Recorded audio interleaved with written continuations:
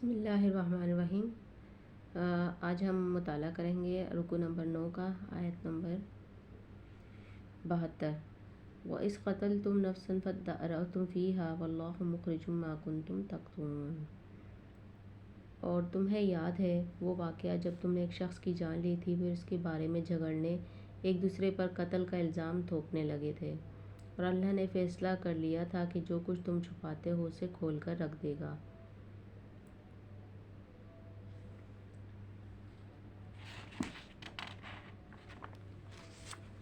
وَقُلْنَا اضْرِبُوهُ بِبَعْضِهَا كَذَلِكَ يُحْيِي اللَّهُ الْمَوْتَى وَيُرِيكُمْ آيَاتِهِ لَعَلَّكُمْ تَعْقِلُونَ ثُمَّ قَسَتْ قُلُوبُكُم مِّن بَعْدِ ذَلِكَ فَهِيَ كَالْحِجَارَةِ أَوْ أَشَدُّ قَسْوَةً وَإِنَّ مِنَ الْحِجَارَةِ لَمَا يَتَفَجَّرُ مِنْهُ الْأَنْهَارُ وَإِنَّ مِنْهَا لَمَا يَشَقَّقُ فَيَخْرُجُ مِنْهُ الْمَاءُ وَإِنَّ مِنْهَا لَمَا يَهْبِطُ مِنْ خَشْيَةِ اللَّهِ وَمَا اللَّهُ بِغَافِلٍ عَمَّا تَعْمَلُونَ۔ اس وقت ہم نے حکم دیا کہ مقتول کی لاش کے اس کے قصے سے ضرب لگاؤ، دیکھو اس طرح اللہ مردوں کو زندگی بخشتا ہے، تمہیں اپنی نشانیاں دکھاتا ہے تاکہ تم سمجھو، مگر ایسی نشانیاں دیکھنے کے بعد بھی آخرکار تمہارے دل سخت ہو گئے، پتھروں کی طرح سخت، بلکہ سختی میں کچھ ان سے بھی بڑھے ہوئے، کیونکہ پتھروں میں سے تو اکثر ایسا بھی ہوتا ہے جس میں سے چشمے پھوٹ بہتے ہیں، کوئی پھٹتا ہے اور اس میں سے پانی نکل آتا ہے، کوئی خدا کے خوف سے لرز کر گر بھی پڑتا ہے، اللہ تمہارے کرتوتوں سے بے خبر نہیں ہے۔ اب یہاں پہ جو ہے مقتول پر ضرب لگانے کی جو بات کی گئی ہے، تو اس میں یہ بھی ہے کہ یہ معلوم ہوتا ہے کہ مقتول کے اندر دوبارہ اتنی دیر کے لیے جان ڈالی گئی کہ وہ قاتل کا پتہ بتا دے، لیکن اس غرض کے لیے جو تدبیر بتائی گئی تھی، یعنی لاش کو اس کے ایک حصے سے ضرب لگاؤ، اس کے الفاظ میں کچھ ابہام محسوس ہوتا ہے، تاہم ان کا قریب ترین مفہوم وہی ہے جو قدیم مفسرین نے بیان کیا ہے، یعنی یہ کہ اوپر جس گائے کے ذبح کرنے کا حکم دیا گیا تھا، اسی کے گوشت سے مقتول کی لاش پر ضرب لگانے کا حکم ہوا۔ اسی طرح گویا بیک کرشمہ دو کار ہوئے، ایک یہ کہ اللہ کی قدرت کا ایک نشان انہیں دکھایا گیا، دوسرا یہ کہ گائے کی عظمت و تقدیس اور اس کی معبودیت پر بھی ایک کاری ضرب لگی کہ اس نام نہاد معبود کے پاس اگر کچھ بھی طاقت ہوتی تو اسے ذبح کرنے سے ایک آفت برپا ہو جانی تھی، نہ کہ اس کا ذبح ہونا الٹا مفید ثابت ہوا۔ أَفَتَطْمَعُونَ أَن يُؤْمِنُوا لَكُمْ وَقَدْ كَانَ فَرِيقٌ مِّنْهُمْ يَسْمَعُونَ كَلَامَ اللَّهِ ثُمَّ يُحَرِّفُونَهُ مِن بَعْدِ مَا عَقَلُوهُ وَهُمْ يَعْلَمُونَ۔ اے مسلمانوں، اب کیا ان لوگوں سے یہ توقع رکھتے ہو کہ یہ تمہاری دعوت پر ایمان لے آئیں گے، حالانکہ ان میں سے گھروں کا یہ شیوہ رہا ہے کہ اللہ کا کلام سنا اور پھر خوب سوچ سمجھ بوجھ کر دانستہ اس میں تحریف کی۔ اب یہاں پہ جو ہے جن مسلمانوں کو مخاطب کیا جا رہا ہے، یہ خطاب دراصل مدینہ کے ان نئے مسلمانوں سے ہے جو قریب کے زمانے ہی میں نبی عربی صلی اللہ علیہ وسلم پر ایمان لائے تھے۔ ان لوگوں کے کان میں پہلے سے ہی نبوت، کتاب، ملائکہ، آخرت، شریعت وغیرہ کی جو باتیں پڑھی ہوئی تھیں، وہ سب انہوں نے اپنے ہمسایہ یہودیوں ہی سے سنی تھی، اور یہ بھی انہوں نے یہودیوں سے سنا تھا کہ دنیا میں ایک پیغمبر اور آنے والے ہیں، اور یہ کہ جو لوگ ان کا ساتھ دیں گے وہ ساری دنیا پر چھا جائیں گے۔ یہی معلومات تھی جن کی معلومات پر اہل مدینہ نبی صلی اللہ علیہ وسلم کی نبوت کا چرچا سن کر خود آپ کی طرف متوجہ ہوئے اور جوگ در جوگ ایمان لائے۔ اب متوقع تھا کہ جو لوگ پہلے سے انبیاء اور کتب آسمانی کے پیرو ہیں اور جن کی دی ہوئی خبروں کی بدولت ہی ہم کو نعمت ایمان میسر ہوئی ہے، وہ ضرور ہمارا ساتھ دیں گے، بلکہ اس راہ میں پیش ہوں گے۔ چنانچہ یہی توقعات لے کر یہ پرجوش نو مسلم اپنے یہودی دوستوں اور ہمسایوں کے پاس جاتے تھے، ان کو اسلام کی دعوت دیتے تھے۔ پھر جب وہ اس دعوت کے جواب سے انکار سنتے تو منافقین اور مخالفین اسلام اس سے یہ استدلال کرتے کہ معاملہ کچھ مشتبہ ہی معلوم ہوتا ہے، ورنہ اگر یہ واقعی نبی ہوتے تو آخر یہ کیسے ممکن تھا کہ اہل کتاب کے علماء اور مشائخ اور مقدس بزرگ جانتے بوجھتے ایمان لانے سے منہ موڑتے اور خواہ مخواہ اپنی عاقبت خراب کر لیتے۔ اسی بنا پر بنی اسرائیل کی تاریخ سرگزشت بیان کرنے کے بعد اب ان سادہ دل مسلمانوں سے کہا جا رہا ہے کہ جن لوگوں کی سابق روایات ہی یہی رہی ہے کہ ان میں سے کچھ اسی طرح رہی ہیں، تم ان سے کچھ زیادہ لمبی چوڑی توقعات نہ رکھو مسلمانوں، ورنہ جب ان کے پتھر دلوں سے تمہاری دعوت حق ٹکرا کر واپس آئے گی تو دل شکستہ ہو جاؤ گے۔ یہ لوگ تو صدیوں کے بگڑے ہوئے ہیں، اللہ کی جن آیات کو سن کر تم پر لرزہ طاری ہو جاتا ہے انہی سے کھیلتے ہیں اور تمسخر کرتے ان کی نسلیں بیت گئی ہیں۔ دین حق کو مسخ کر کے یہ اپنی خواہشات کے مطابق ڈال چکے ہیں اور اسی مسخ شدہ دین سے یہ نجات کی امیدیں باندھ بیٹھے ہیں۔ ان سے یہ توقع رکھنا فضول ہے کہ حق کی آواز بلند ہوتے ہی یہ ہر طرف سے دوڑے چلے آئیں گے۔ اب یہاں پہ ایک گروہ سے مراد ان کے علماء اور حاملین شریعت ہیں۔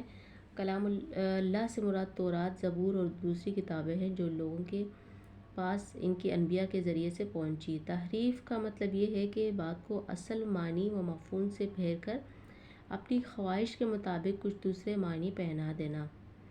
جو قائل کے منشا کے خلاف ہو۔ نیز الفاظ میں تغیر اور تبدل کرنے کو بھی تحریف کہتے ہیں۔ علماء بنی اسرائیل نے یہ دونوں طرح کی تحریفیں کلام الہی میں کی ہیں۔ اب اگلی آیت ہے وَإِذَا لَقُوا الَّذِينَ آمَنُوا قَالُوا آمَنَّا وَإِذَا خَلَا بَعْضُهُمْ إِلَىٰ بَعْضٍ قَالُوا أَتُحَدِّثُونَهُم بِمَا فَتَحَ اللَّهُ عَلَيْكُمْ لِيُحَاجُّوكُم بِهِ عِندَ رَبِّكُمْ فَلَا تَعْقِلُونَ۔ محمد رسول اللہ صلی اللہ علیہ وسلم پر ایمان لانے والوں سے ملتے ہیں تو کہتے ہیں کہ ہم بھی انہیں مانتے ہیں، اور جب آپس میں ایک دوسرے سے تخلیہ کی بات چیت ہوتی ہے تو کہتے ہیں کہ بے وقوف ہو گئے ہو۔ ان لوگوں کو وہ باتیں بتاتے ہیں جو اللہ نے تم پر کھولی ہیں تاکہ تمہارے رب کے پاس تمہاری مقابلے میں انہیں حجت پیش کریں۔ اور کیا یہ جانتے نہیں ہیں کہ جو یہ چھپاتے ہیں؟ اگلی آیت ہے وَلَا يَعْلَمُونَ أَنَّ اللَّهَ يَعْلَمُ مَا يُسِرُّونَ وَمَا يُعْلِنُونَ۔ اور کیا یہ جانتے نہیں ہیں کہ جو کچھ یہ چھپاتے ہیں اور جو کچھ یہ ظاہر کرتے ہیں اللہ کو ان سب باتوں کی خبر ہے۔ وَمِنْهُمْ أُمِّيُّونَ لَا يَعْلَمُونَ الْكِتَابَ إِلَّا أَمَانِيَّ وَإِنْ هُمْ إِلَّا يَظُنُّونَ۔ ان میں سے ایک دوسرا گروہ امیوں کا ہے جو کتاب کا تو علم رکھتے نہیں، بس اپنی بے بنیاد امیدوں اور آرزوؤں کو لیے بیٹھے ہیں اور محض وہم و گمان پر چلے جا رہے ہیں۔ فَوَيْلٌ لِّلَّذِينَ يَكْتُبُونَ الْكِتَابَ بِأَيْدِيهِمْ۔ پس ہلاکت اور تباہی ہے ان لوگوں کے لیے جو اپنے ہاتھوں سے شرع کا نوشتہ لکھتے ہیں۔ ثُمَّ يَقُولُونَ هَٰذَا مِنْ عِندِ اللَّهِ لِيَشْتَرُوا بِهِ ثَمَنًا قَلِيلًا فَوَيْلٌ لَّهُم مِّمَّا كَتَبَتْ أَيْدِيهِمْ وَوَيْلٌ لَّهُم مِّمَّا يَكْسِبُونَ۔ پھر ان لوگوں سے کہتے ہیں کہ اللہ کے پاس سے آیا ہوا ہے تاکہ اس کے معاوضے میں تھوڑا فائدہ حاصل کر لیں۔ ان کے ہاتھوں کا یہ لکھا بھی ان کے لیے تباہی کا سامان ہے اور ان کی یہ کمائی بھی ان کے لیے موجب ہلاکت ہے۔ اب یہاں پہ آپس میں وہ ایک دوسرے سے کہتے تھے کہ تورات اور دیگر کتاب آسمانی جو ہیں اس میں جو پیشن گوئیاں نبی کے متعلق موجود ہیں، جو آیات اور تعلیمات ہمارے مقدس کتابوں میں ایسی ملتی ہیں جس سے ہماری موجودہ روش پر گرفت ہو سکتی ہے، انہیں مسلمانوں کے سامنے بیان نہ کرو، ورنہ یہ تمہارے رب کے سامنے ان کو تمہارے خلاف حجت کے طور پر پیش کریں گے۔ یہ تھا اللہ کے متعلق ان ظالموں کے فساد عقیدہ کا حال۔ گویا وہ اپنے نزدیک یہ سمجھتے تھے کہ اگر دنیا میں وہ اپنی تخریفات اور اپنی حق پوشی کو چھپا لے گئے تو آخرت میں ان پر مقدمہ نہ چل سکے گا۔ اس لیے بات کے جملہ معترضہ میں ان کو تنبیہ کی گئی ہے کہ کیا تم اللہ کو بے خبر سمجھتے ہو؟ یہ ان کی عوام کا حال تھا، علم کتاب سے پورے تھے، کچھ نہ جانتے تھے کہ اللہ نے اپنی کتاب میں دین کے کیا اصول بتائے ہیں، اخلاق و شرع کے کیا قواعد سکھائے ہیں اور انسان کی فلاح و خسران کا مدار کن چیزوں پر رکھا ہے۔ اس علم کے بغیر وہ اپنے مفروضات اور اپنی خواہشات کے مطابق گھڑی ہوئی باتوں کو دین سمجھے بیٹھے تھے اور جھوٹی توقعات پر جی رہے تھے۔ اب یہاں پہ یہ جو آیا ہے کہ معاوضے میں تھوڑا سا فائدہ حاصل کر لیں، تو اصل میں یہ ہے کہ ان کے علماء کے متعلق ارشاد ہو رہا ہے کہ ان لوگوں نے صرف اتنا ہی نہیں کہ کلام الہی کے معنی کو اپنی خواہشات کے مطابق بدلا، بلکہ یہ بھی کیا کہ بائبل میں اپنی تفسیروں کو، اپنی قومی تاریخ کو، اپنے اوہام اور قیاسات کو، اپنے خیالی فلسفوں کو اور اپنے اجتہاد سے وضع کیے ہوئے فقہی قوانین کو کلام الہی کے ساتھ خلط ملط کر دیا، اور یہ ساری چیزیں لوگوں کے سامنے اس حیثیت سے پیش کی کہ گویا یہ سب اللہ ہی کی طرف سے آئی ہوئی ہیں۔ ہر تاریخی افسانہ، ہر مفسر کی تعویل، ہر متکلم کا الہیاتی عقیدہ اور ہر فقیہ کا قانونی اجتہاد جس نے مجموعہ کتب مقدسہ بائبل میں جگہ پالی، اللہ کا قول ورڈ آف گاڈ بن کر رہ گیا، اس پر ایمان لانا فرض ہو گیا، ان سے پھرنے کے معنی دین سے پھر جانے کے ہو گئے۔ اب یہ یہودیوں کی عام غلط فہمی کا یہاں پہ بیان ہے کہ جس میں ان کے عامی اور عالم سب مبتلا تھے۔ اب آگے جو ہے ہم جو یہودی جس زوم و مبتلا تھے اس کی بات اس کا متعلق ذکر کیا جا رہا ہے اس آیت میں۔ وَقَالُوا لَن تَمَسَّنَا النَّارُ إِلَّا أَيَّامًا مَعْدُودَةً قُلْ أَتَّخَذْتُمْ عِندَ اللَّهِ عَهْدًا فَلَن يُخْلِفَ اللَّهُ عَهْدَهُ أَمْ تَقُولُونَ عَلَى اللَّهِ مَا لَا تَعْلَمُونَ۔ وہ کہتے ہیں کہ دوزخ کی آگ ہمیں ہرگز چھونے والی نہیں، الا یہ کہ چند روز کی سزا مل جائے تو مل جائے۔ ان سے پوچھو کیا تم نے اللہ سے کوئی عہد لے لیا ہے جس کی خلاف ورزی وہ نہیں کر سکتا، یا یہ بات ہے کہ تم اللہ کے ذمہ ڈال کر ایسی باتیں کہہ دیتے ہو جس کا متعلق تمہیں علم نہیں ہے کہ اس نے ان کا ذمہ لیا ہے۔ آخرکار تمہیں دوزخ کی آگ کیوں نہ چھوئے گی؟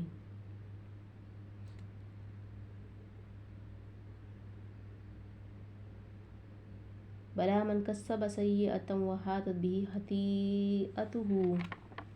فاولئک اصحاب النار هم فیہا خالدون والذین آمنوا وعملوا الصالحات اولئک اصحاب الجنہ هم فیہا خالدون۔ پھر اس کے آگے ہے آخرکار تمہیں دوزخ کی آگ کیوں نہ چھوئے گی؟ جو بھی بدی کمائے گا وہ اپنی خطا کاری کے چکر میں پڑا رہے گا، وہ دوزخی ہے اور وہ دوزخ ہی میں ہمیشہ رہے گا، اور جو لوگ ایمان لائیں گے اور نیک عمل کریں گے وہی جنتی ہیں اور جنت میں وہ ہمیشہ رہیں گے۔ اب یہاں پہ یہودیوں کی غلط فہمی کا بیان ہے جس میں ان کے عامی اور عالم سب مبتلا تھے۔ وہ سمجھتے تھے کہ ہم خواہ کچھ بھی کریں بہرحال چونکہ ہم یہودی ہیں لہٰذا جہنم کی آگ ہم پر حرام ہے، اور بالفرض اگر ہم کو سزا دی گئی تو بس چند روز کے لیے وہاں بھیجے جائیں گے اور پھر سیدھے جنت کی طرف پلٹا دیے جائیں گے۔ اب اگلا رکوع یہاں سے سٹارٹ ہو رہا ہے۔ وَإِذَا أَخَذْنَا مِيثَاقَ بَنِي إِسْرَائِيلَ لَا تَعْبُدُونَ إِلَّا اللَّهَ وَبِالْوَالِدَيْنِ إِحْسَانًا وَذِي الْقُرْبَى وَالْيَتَامَى وَالْمَسَاكِينِ وَقُولُوا لِلنَّاسِ حُسْنًا وَأَقِيمُوا الصَّلَاةَ وَآتُوا الزَّكَاةَ ثُمَّ تَوَلَّيْتُمْ إِلَّا قَلِيلًا مِنْكُمْ وَأَنْتُمْ مُعْرِضُونَ۔ وَإِذْ أَخَذْنَا مِيثَاقَكُمْ وَتَسْفِكُونَ دِمَاءَكُمْ وَلَا تُخْرِجُونَ أَنْفُسَكُمْ مِنْ دِيَارِكُمْ ثُمَّ أَقْرَرْتُمْ وَأَنْتُمْ تَشْهَدُونَ۔ یاد کرو اسرائیل کی اولاد سے ہم نے پختہ عہد لیا تھا کہ اللہ کے سوا کسی کی عبادت نہ کرنا، ماں باپ کے ساتھ، رشتہ داروں کے ساتھ، یتیموں اور مسکینوں کے ساتھ نیک سلوک کرنا، لوگوں سے بھلی بات کہنا، نماز قائم کرنا اور زکوٰۃ دینا، مگر تھوڑے آدمیوں کے سوا تم سب اس عہد سے پھر گئے اور اب تک پھرے ہوئے ہو۔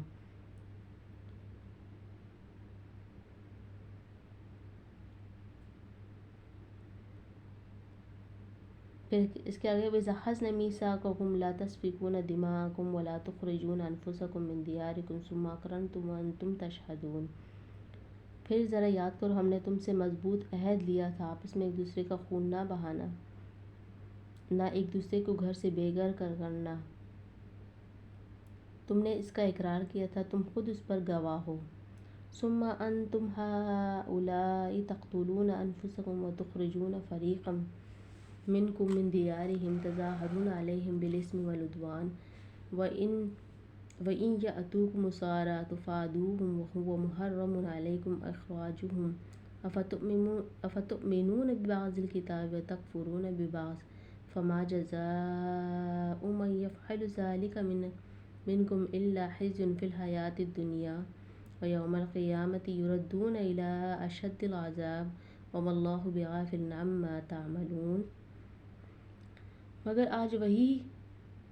تم ہو کہ تم اپنے بھائی بندوں کو قتل کرتے ہو، اپنی برادری کے کچھ لوگوں کو بے خانماں کر دیتے ہو، ظلم و زیادتی کے ساتھ ان کے خلاف جتھے بندیاں کرتے ہو، اور جب وہ لڑائی میں پکڑے ہوئے تمہارے پاس آتے ہیں تو ان کی رہائی کے لیے فدیے کا لین دین کرتے ہو، حالانکہ انہیں ان کے گھروں سے نکالنا ہی سرے سے تم پر حرام تھا۔ تو کیا تم کتاب کے ایک حصے پر ایمان لاتے ہو اور دوسرے حصے کے ساتھ کفر کرتے ہو؟ اور پھر تم میں سے جو لوگ ایسا کریں ان کی سزا اس کے سوا اور کیا ہے کہ دنیا کی زندگی میں وہ ذلیل و خوار ہو کر رہیں اور آخرت میں شدید ترین عذاب کی طرف پھیر دیا جائیں۔ اللہ ان کی حرکات سے بے خبر نہیں ہے جو تم کر رہے ہو۔ یہاں پر نبی صلی اللہ علیہ وسلم کی آمد سے پہلے مدینہ کے اطراف کے یہودی قبائل نے اپنے ہمسایہ عرب قبیلوں اوس اور خزرج سے حلیفانہ تعلقات قائم کر لیے تھے۔ جب ایک عرب قبیلہ دوسرے قبیلے سے برسر جنگ ہوتا ہے تو دونوں کے حلیف یہودی قبیلے بھی اپنے حلیف کے ساتھ دیتے اور ایک دوسرے کے مقابلے میں نبرد آزما ہو جاتے۔ یہ فعل صریح طور پر کتاب اللہ کے خلاف تھا۔ وہ جانتے بوجھتے کتاب اللہ کی خلاف ورزی کر رہے تھے، مگر لڑائی کے بعد جب ایک یہودی قبیلے کے اسیران یعنی قیدی جو ہے جنگ کی قیدی جو تھے دوسرے یہودی قبیلے کے ہاتھ آتے تھے تو غالب قبیلہ فدیہ لے کر انہیں چھوڑ دیتا اور مغلوب قبیلہ جو ہوتا تھا فدیہ دے کر انہیں چھڑاتا تھا۔ اس فدیے کے لین دین کو جائز ٹھہرانے کے لیے کتاب اللہ سے استدلال کیا جاتا تھا۔ گویا وہ کتاب اللہ کی اس اجازت کو تو سر آنکھوں پر رکھتے تھے کہ اسیران جنگ کو فدیہ لے کر چھوڑا جائے، مگر اس حکم کو ٹھکرا دیتے تھے کہ آپس میں جنگ ہی نہ کی جائے۔ اولئک الذین اشتروا الحیاۃ الدنیا بالآخرہ فلا یخفف عنہم العذاب ولا هم ینصرون۔ یہ لوگ وہی ہیں جنہوں نے آخرت بیچ کر دنیا کی زندگی خرید لی ہے، لہٰذا ان کی سزا میں کوئی تخفیف نہ ہوگی اور نہ انہیں کوئی مدد پہنچ سکے گی۔ یہ آج ہم نے مطالعہ کیا ہے رکوع نمبر 10 تک، اور آپ میں سے جو لوگ اس چینل پہ نئے ہیں وہ اس چینل کو سبسکرائب کر لیں، اور اللہ تعالیٰ سے دعا ہے کہ ہم نے جتنا پڑھا قرآن پاک کو اللہ تعالیٰ اس کو قبول فرمائے، اس پر ہمیں عمل کرنے کی اور دوسروں کو سمجھانے والا بنائے۔ آمین۔ آخر دعوانا الحمد للہ رب العالمین۔